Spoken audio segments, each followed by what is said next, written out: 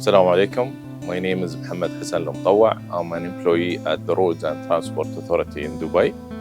RTA has always thrived to support people of determination, following the direction of our leadership to empower and enable people of determination. RTA has provided a lot of services to support the people of determination, including all our public transportation, the metro, the tram, the buses. It's all accessible and supports people of determination.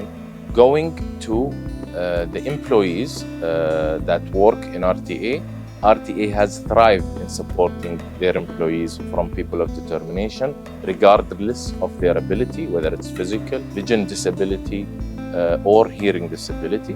RTA has provided all the enablers to support people of determination to fulfill their roles within RTA. RTA buildings and facilities are fully accessible to people of determination. RTA is participating in the AccessAbilities Expo 2023 in Dubai at the Trade Center.